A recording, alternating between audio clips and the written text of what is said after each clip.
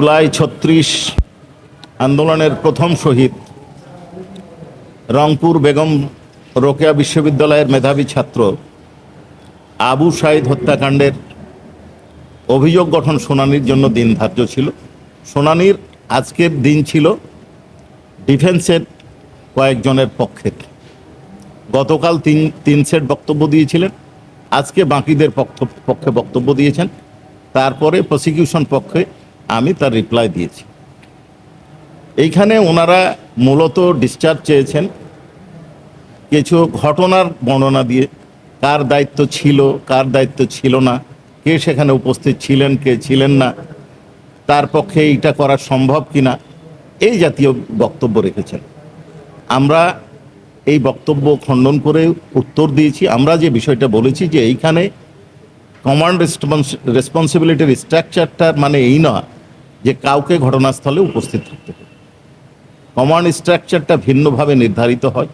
কেউ ঘটনাস্থলে না থেকে তার অধস্তনদের নির্দেশ দিতে পারেন, কেউ আরও কমান্ড স্ট্রাকচারটার বর্ণনা হচ্ছে একটা লোক একটা অপরাধ করলো তার অধীনে, তাকে শাস্তি দিল না, জানার পরে এটাও তার কমান্ড রেসপন্সিবিলিটি। কেউ তাকে সহযোগিতা করলো, কেউ নীরব থাকলো। এখানে আমরা কয়েকটা পার্ট করেছি। সেটা হচ্ছে বিশ্ববিদ্যালয়ের শিক্ষক কয়েকজন আছেন, কয়েকজন কর্মচারী আছেন, তাদের কি কি ভূমিকা তা আমরা সুনির্দিষ্টভাবে বলেছি আমাদের ফরমাল চার্জ এবং বক্তব্যে। এবং কে কি পার্ট নিয়েছেন, কাদের বিরুদ্ধে কি অভিযোগ, সে সম্পর্কে আমাদের কি প্রমাণ, অর্থাৎ অডিও ভিডিও সিসি ফুটেজ সাক্ষীদের স্টেটমেন্ট সকল কিছুই আমরা দাখিল করেছি। এবং ঘটনাগত বিষয় চার্জ হিয়ারিংয়ের বিবেচনার সুযোগ আছে বলে আমরা মনে করি না, এই বিষয়টা ট্রাইব্যুনালকে বলেছি। এবং এই বিষয় প্রাইমা ফেসি কেস নাই, ঘটনার বাইরে অর্থাৎ অনুমান এবং সম্ভাবনা এর বাইরে ডিফেন্সের পক্ষে কোনো বক্তব্য উপস্থাপন করতে পারে নাই বলে আমাদের কাছে মনে হয়েছে। এই বিষয়টাই আমরা ট্রাইব্যুনালে তুলে ধরেছি এবং আমাদের বক্তব্য শেষ করেছি। আমরা দৃঢ়তার সাথে বিশ্বাস করি যে আগামী 6 তারিখ চার্জ গঠনের দিন অনারেবল ট্রাইব্যুনাল ধার্য করেছেন 6 আগস্ট, এবং সেই দিন চার্জ গঠিত হবে। জি, আপনাদেরকে ধন্যবাদ।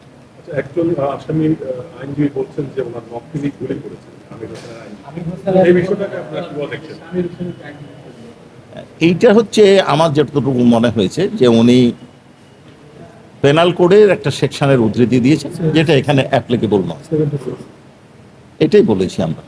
ট্রাইব্যুনালও বলেছেন যে এটা তো, উনিও পরে স্বীকার করেছেন, উনি প্রথমেই বলেছেন যে এটা পেনাল কোড তো এ বিচার হচ্ছে না, পেনাল কোডে আইনে পেনাল কোডে তো বিচার হচ্ছে না, বিচার হচ্ছে ইন্টারন্যাশনাল ক্রাইমস ট্রাইব্যুনাল অ্যাক্ট 1973-তে। এটা হয়তো মিসকনসেপশনের কারণে হয়েছে, অথবা উদ্ধৃতি দেওয়ার জন্য হয়তো উনি রেফারেন্স আকারে দিতে পারেন, এটা উনি ভালো বলতে পারবেন কেন রেফারেন্স দিয়েছেন। রাষ্ট্রপক্ষের যে অভিযোগ গঠনের যে বক্তব্য, সেখানে তো আপনাদেরও অভিযোগ আছে আমিরুল সরাসরি গুলি করেছেন। জি জি, এখানে আমাদের যে বক্তব্যটা হচ্ছে যে 4-5টা স্টেজে আছে।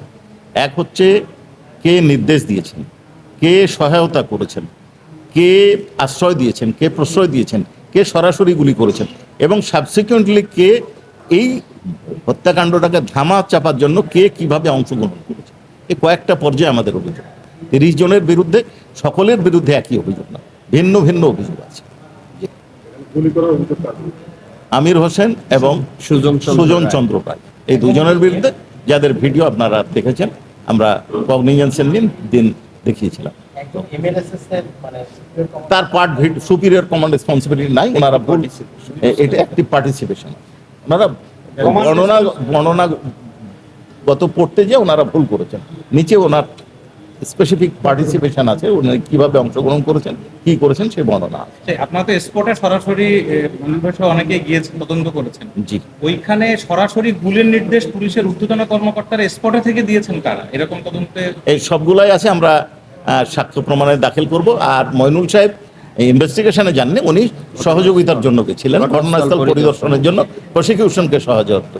ইনভেস্টিগেশন না থাকলে কি কমান্ড রেসপন্সিবিলিটি আছে? হ্যাঁ, কমান্ড অথরিটি উপস্থিত থাকতেই হবে এরকম না, উপস্থিত থেকে কেউ নির্দেশ দিতে পারে, অন্য কারণ নির্দেশিত হয়ে আরেকজন নির্দেশ দিতে পারে। কমান্ড রেসপন্সিবিলিটিতে একই সাথে 5 জন রেসপন্সিবল হতে পারে, কোনো বাধা নাই। প্রসিকিউটর তো himself as well as a investigation officer, এইটা ক্ষমতা আছে, তার মানে এই নয় যে আমরা ইনভেস্টিগেশন করছি। আমরা ইনভেস্টিগেটরদেরকে সহায়তা করি। উপাচার্য হাসিবুর রশিদ আর আরএনসি তখনকার কমিশনার মনিরুজ্জামান বেল, জি, তাদের ভূমিকাটা কিন্তু বলা যায়। তাদের ভূমিকা তো বললাম, কমান্ড রেসপন্সিবিলিটি, তারা ফ্যাসিলিটি করেছে, নির্দেশ দিয়েছে, সহযোগিতা করেছে, শাস্তি দেয় নাই, সবগুলো আমরা বলেছি। আমাদের ফর্মাল চার্জে আছে, ডিফেন্সকে ডকুমেন্ট সরবরাহ করেছে, স্টেটমেন্ট আছে, আমাদের সার্কমস্টেন্সিয়াল এভিডেন্স আছে আমাদের কাছে, সমস্ত বিষয় আমরা thorough comprehensive and thorough investigation করার পরে তদন্তকারী কর্মকর্তা আমাদের কাছে রিপোর্ট দেখাচ্ছে এবং ফুল স্ক্রুটিনি আমরা ইনভেস্টিগেশন রিপোর্ট কি বলে স্যার আপনারা কনফিডেন্ট যে চার্জ ফ্রেমে আমরা কনফিডেন্ট, আমরা আশাবাদী ইনশাল্লাহ ন্যায় বিচার হবে এবং চার্জ ছবি স্যার একটু ছবি নেই, আপনি কথা বলেছেন জি। কেমন ক্লাস চলতেছে স্যার? এগুলো যাবে না স্যার। কিসের ক্লাস? কিসের ক্লাস? এই যে খুব অ্যাপ্রিসিয়েশন চলতেছে, হ্যাঁ ওনারা ডিফেন্সার ভেরি মাচ ওয়েল প্রিপেয়ার্ড নিছে, এফোর্ট দিছে, এফোর্টফুল সাবমিশন, এটা ভালো তাদের অ্যাপ্রিসিয়েশন। জায়গা থেকে তারা এটা আমাদের এটা প্রথমে যে বিতর্কটা হয়েছিল, রেকর্ড হচ্ছে না তো, না, না। প্রথমে যে লাইভে